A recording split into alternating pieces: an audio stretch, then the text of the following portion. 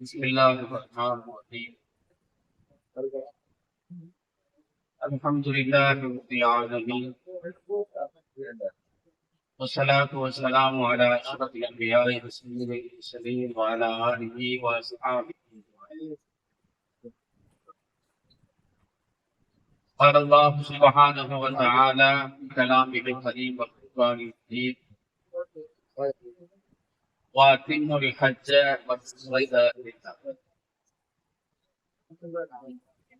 وقال سيدنا وشفاعتنا محمد رسول الله صلى الله عليه وسلم: من أراد الحج فليعتمر، أو كما قال صلى الله عليه وسلم.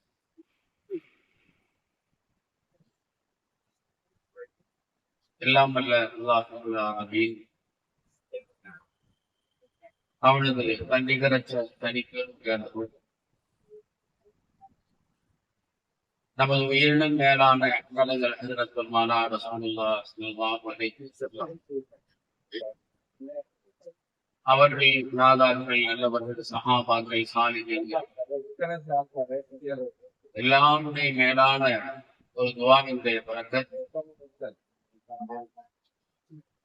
கண்ணியமிக்க அல்லாஹ்வின் விருந்தாளிகளாகிய அல்லாஹ்வின் விருந்தாளிகளே, சகோதரர்களே, ஒரு அருமையான பாக்கியத்தை, நசீபை அல்லாஹ் வழங்கும். அல்லாஹ் நம்ம எல்லோரையும் கபூல் செய்வானாக. அல்லாஹ் நம்மை பொருந்திக் கொள்வானாக. ஆமீன். நம்ம இன்ஷா அல்லாஹ் நம்முடைய புனிதமான பயணம், அதுக்கு முன்னாடி அதை பற்றி உண்டான சில செய்திகள், சில தகவல்கள், நம்ம என்ன செய்யணும் அப்படிங்கிறத ஒரு மேலோட்டமாக இது பண்ணக்கூடிய ஒரு மஜ்லிஸ் இது. முன்னாடி உலமாக்கள் நல்ல பல விளக்கங்களை சொன்னாங்க. எனக்கு பிறகு அனைத்து முழுமையான விளக்கங்களையும் எங்களுடைய பாசத்திற்குரிய நம்முடைய பள்ளியினுடைய இமாம், முன்னாள் மலேசியா மஸ்கேமியா சிறப்பிற்குரிய இமாம் பாசத்திற்குரிய ஜஸஸ் அஹ்மத் பாத்துங்க இன்ஷா அல்லாஹ். எல்லாத்துக்கும் ஒரு தலைப்பு, எனக்கு எந்த தலைப்பும் இல்லை, அதனால எல்லாத்தையும் பத்தி பேசலாம்னு நினைக்கிறேன். எல்லாத்தையும் தான் போனது வந்ததெல்லாம் இல்லை, என்னென்ன நடந்துச்சு அப்படிலாம் பேச முடியாது. இப்ப நமக்கு என்ன வேணும் அப்படிங்கிறத என்ன செய்யணும் நம்ம பேசணும். ஒன்றும் இல்லை, ஒன்றும் இல்லை. நான் ஆரம்பத்திலேயே செய்த துவாவை போல நான் சுருக்கமாக, இது புனித பயணம், ஹஜ்ஜா இருக்கட்டும், உம்ராவா இருக்கட்டும், ஹஜ்ரத் ரசூலுல்லாஹ் ஸல்லல்லாஹு அலைஹி வஸல்லம் ரொம்ப சந்தோஷமா சொல்றாங்க. எனக்கு உங்களுக்கு முன்னாடி சொல்லப்பட்ட ஒரு அழகான ஹதீஸ், ஒரு 10 நிமிஷம் நான் ரிசல்ட் பேச வைக்கிறாங்க. மன் அராதல் ஹஜ்ஜ ஃபல்யுஅஜ்ஜில். இந்த ஹஜ்ஜு பற்றி சொல்லப்பட்டது உம்ராவுக்கு இதே சட்டம். அல்லாஹ் உங்களுக்கு ஹஜ் செய்யக்கூடிய உம்ரா செய்யக்கூடிய வாய்ப்பை, நசீபை அல்லாஹ் உங்களுக்கு கொடுத்துட்டா அப்படின்னா உம்ரா செஞ்சுக்கலாம்.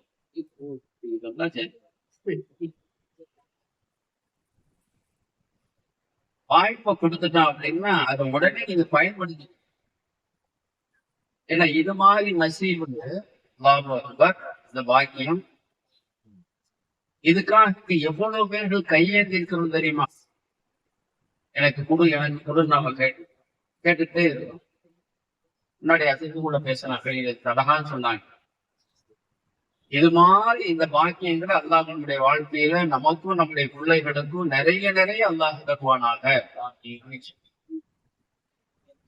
அப்படின்னு சொன்னாங்க. அப்ப கேட்டவங்க எல்லாத்தையும் கிடைக்கிறது. அல்லாஹ் யாருக்கு நடக்கிறானோ துவாவை கபூல் செய்கிறானோ அவங்களுக்கு அதான் இன்னைக்கு உங்களுக்கு நமக்கு அல்லாஹ் முதல்ல இதுக்கு நாம சந்தோஷப்படணும். எல்லாரும் மனசான சொல்லணும் அல்ஹம்துலில்லாஹ்னு சொல்லி பாருங்க ஒரு தடவை. அல்ஹம்துலில்லாஹ். அப்ப இது ஒரு புனிதமான பயணம் நாம சொல்றோம். ஏன் அப்படின்னா நாம் போகக்கூடிய இடங்கள் அப்படிப்பட்ட புனிதமான இடங்கள். உலகத்துல நம்ம எல்லாம் பல நாடுகளுக்கு போயிருக்கோம், பல தேசங்களுக்கு நாம போயிருக்கோம். இருப்பானா சல்மான் சார் பல இடங்களுக்கு நாம போயிருக்கோம்.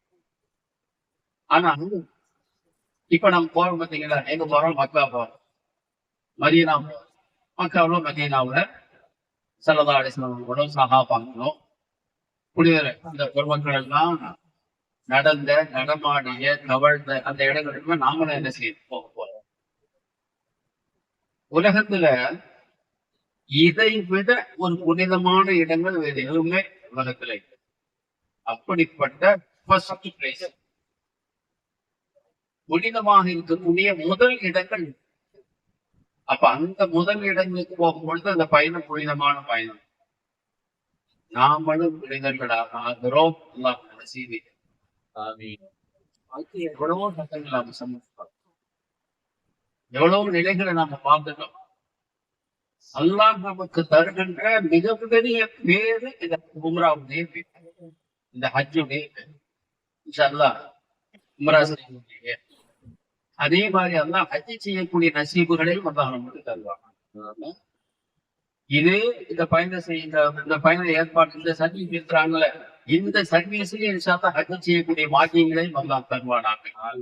நீங்க இன்ஷா அல்லாஹ் முதல் பேஜாக இன்ஷா அல்லாஹ் இருப்பதற்கும் அல்லாஹ் தௌஃபீக் செய்வானாக.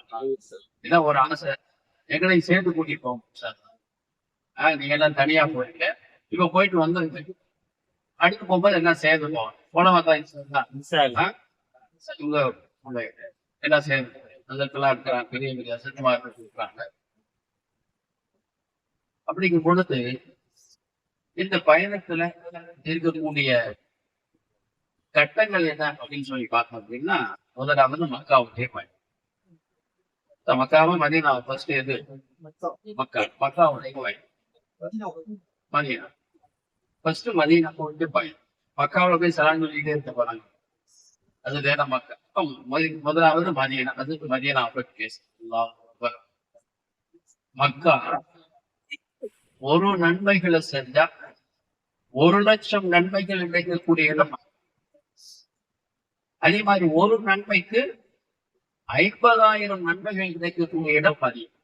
வேற எங்கேயாச்சும் கிடைக்க மாட்டா, வேற எங்கேயும் என்ன செய்ய இப்படிப்பட்ட புனிதமான அந்த இடங்கள். முதலாவது மதீனாவுடைய பயணம், இரண்டாவது மக்காவுடைய பயணம், மூணாவது இந்த மதீனாவுக்கு மக்காவுக்கு இடையில வைக்கக்கூடிய அந்த இடங்களுடைய பயணம் ஜியாரத்தில் என்ன செய்வாங்க. வேற அல்ஹம்துலில்லாஹ் மதீனாவுக்கு போறோம். மதீனாவுல சில அமல்கள் நாம செய்யறோம். மிக முக்கியமாக இந்த பயணங்கள்ல நேரங்களை நம்ம வீணாக்கிறோம். கிடைப்பதற்குரிய ஒரு காலத்துக்கு நேரங்களை வீணாக்கிறோம். குறிப்பாக ஏன்னு சொல்லி சொன்னா, ஒரு 2 வாரம் 15 நாள் 16 நாள் அப்படிங்க என்ன செய்யணும். இன்னைக்கு கிளம்புவோம் இன்ஷா அல்லாஹ். இன்னைக்கு இல்ல, பயணம் போற நாள் கிளம்பும். திரும்ப பயணத்துல இருந்து அங்க வந்துடும். 12 நாள் போய் மீதி ஒரு 10 நாள். இந்த 10 நாட்களும் 10 நிமிஷங்கள் மாதிரி அப்புறம் நான் போயிடுச்சு நம்ம கவலை போனதுக்கு பின்னாடி கவலைப்பட்டு. அதனால இங்க நம்ம எல்லாமே போய் எல்லாமே இருக்கு இங்க எல்லாமே. ஆனா அங்க நாம போன பின்னாடி அதுல இருக்கக்கூடிய நேரங்களை வீணாக்காம மதீனாவுல என்ன அமல்கள் நாம செய்யணும், சலாம் சொல்றது, அதே போல அந்த ஒரு நாள் ரவுதத்துல் ஜன்னாவுக்கு நாம சென்று அங்க நாம அந்த தொழுகைகள் துவாக்களை நம்ம ஏற்றுக்கொள்வது, அதே போல ஒரு நேர தொழுகைகளை கூட இமாம் ஜமாத்தோட விடாம என்ன செய்து சொல்றது. இமாம் ஜமாத்தோட தொழுகம் இருக்கிறதுல விடாம என்ன செய்து சொல்றது. ஏன் அப்படின்னா இங்க உள்ள பழக்கம் அங்கேயும் நிறைய பேர் ஜமாத் என்ன செஞ்சிடறாங்க, முடிஞ்ச அளவு முழுக்க முழுக்க சொல்றாங்க. இதெல்லாம் பெரிய பாக்கியம். வாழ்க்கையில ஒரு தடவை கிடைக்கிறது பெரிய பாக்கியம். என்னுடைய பள்ளியில, மஸ்ஜிது நபவியில, என்னுடைய பள்ளியில யார் தொழுகைகளை இமாம் ஜமாத்தோடு தொழுகிறார், இமாம் ஜமாத்தோடு தொழுகிறார்களோ அவர்களுக்கு 2 அது என்னது ரசிப்புகளை, உரிமை சீட்டுகளை அல்லாஹ் வழங்குறான். 2 பாக்கியங்கள். அதுல ஒன்று திரும்பவும் சொல்றேன், மதீனாவில் யார் தொழுகைகளை இமாம் ஜமாத்தோடு தொழுகிறார்களோ அவர்களுக்கு 2 பாக்கியம். ஒன்று, அவர்கள் நரகத்திலே இருந்து விடுதலை என்ற இதை அல்லாஹ் நமக்கும் தருவானா. பெரிய பாக்கியம். நரகத்திலே ஏன்னா இதெல்லாம் நம்ம கொஞ்சம் புரிஞ்சுக்கிறோம். ஒருத்தர் அப்படித்தான் சில பேர் என்ன செய்வாங்கன்னா, எல்லாம் போயிட்டு வந்துருவாங்க. போயிட்டு வந்த பின்னாடி அவனை கேட்பாங்க, மக்காம் இப்ராஹிம் பாத்தீங்களா, அஜருல் அஸ்வத் பாத்தீங்களா, அந்த அதாவது அந்த மேப் இல்லாம பாத்தீங்களா அப்படின்னு சொல்லி கேட்டா, இன்ஷால்லா அடுத்த தடவை போகும்போது பாக்குறோம். இதே அடுத்த தடவை போகும்போது பார்க்க வருமா இல்லையா, அதுக்காக வேண்டித்தான் இந்த செய்தி. நம்ம என்ன செய்யணும் ஏது செய்யறதுல இங்க லேசா ஒரு மேப்பு தான், மேலோட்டம் தான். ஊற வரக்கூடிய உணவாக்கள் வழிகாட்டு என்ன செய்வாங்க, அந்தந்த இடங்களை நமக்கு சொல்லி நம்ம இந்த சர்வீஸ்கள்ல போறதுடைய பெரிய ஒரு வயதை என்னன்னு சொல்லி சொன்னா, நமக்கு என்ன செய்யும், வழிகாட்டுதல், கைடன்ஸ் என்ன செய்யுது. வாழ்க்கையில ஒரு தடவை போறோம், அல்லாஹ் கொடுக்கக்கூடிய காணிக்கைகளை நாம என்ன செய்ய போறோம். அதனால இது மாதிரி நாம கைடன்ஸோட போறதுதான் நமக்கு மிகப்பெரிய பயன். அல்லாஹ் அந்த பயனை பூரணமாக அப்ப சொன்னாங்க. சலபாரி சொன்னாங்க 2 பாக்கியம். அதுல ஒன்று நரகத்திலே இருந்து உரிமை விடுதலை. 2வது இந்த உலகத்துல அதாவது எந்த விதமான கெடுதலான எண்ணங்களையும் என்ன செய்யறான் அல்லாஹ் அல்பை சலாமத்தாக பிரமாணங்கள் சொல்லுவாங்க. முனாஃபிக் தனத்திலே, நயவஞ்சகத்தனத்திலே சொல்லுவாங்க, சுத்தமாக்கி இதை பாருங்க.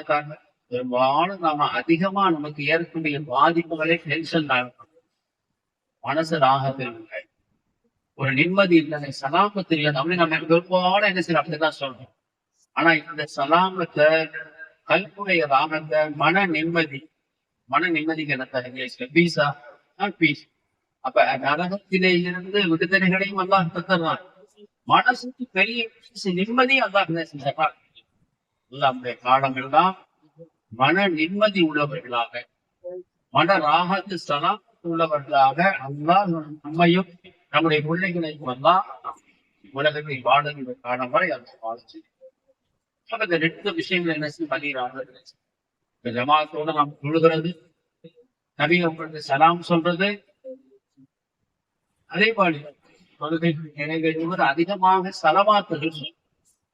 மதீனாவுக்கு காலம் வரைக்கும் என்ன செய்யலாம மேல சலவாத்துகள் அதிகமா சொல்லலாமா இன்ஷால்லா நம்ம சரி மதீனாவுக்கு சரி 50,000 50,000 நன்மைகள். அதே போல மக்காவுக்கு போறோம். மக்காவுல உம்ரா, மதீனாவுக்கு முடிச்சுட்டு மக்காவுக்கு உம்ரா. உம்ரான்னா என்ன சொன்னாங்க சொல்லுவாங்க. உம்ரா அப்படிங்கிறது 3 விஷயங்கள். உம்ராவுக்கு எவ்வளவு நேரம் போகுது, எத்தனை நாள் வேணும், சுருக்கமான நேரம் 3 காரியம் தான் உம்ரா.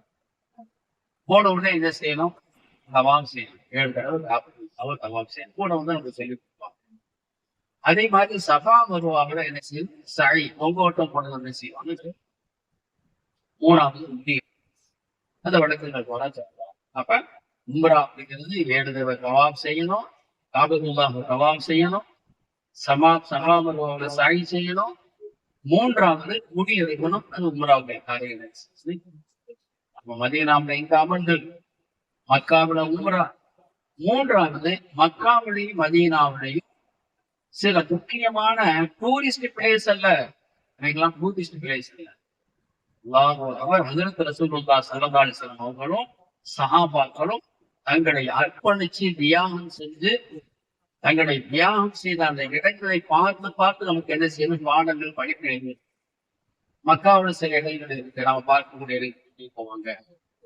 அதாவது சவுளுடைய குகை இருக்கு, அதே மாதிரி குரான் இறங்கிய ஹிரா குகை இருக்கக்கூடிய அந்த இடம் இருக்கு. அதே போல அதான் சரதாட்சம் பிறந்த வீடு இருக்கு. எல்லாம் என்ன செய்வாங்க, ஜியாரத்துடைய பயணம் நமக்கு என்ன செய்வாங்க பயணம். அதே மாதிரி மதீனாவுல உகது சகாபாக்கள் அனைவருக்கின்ற இடம், மஸ்ஜித் குபா, மஸ்ஜித் குபலத்தை இதுபோல கூட்டி போவோம். அதனால சொல்றேன், கூட்டி போய் என்ன செய்வாங்க காட்டுவோம் மஸ்ஜித் குபலத்தை. அதே போல இப்படி சில முக்கியமான இடங்கள் மஸ்ஜித் குபா இஸ்லாத்துல முதலாக வந்த பள்ளிவாசலில் மஸ்ஜித் குபா தான்.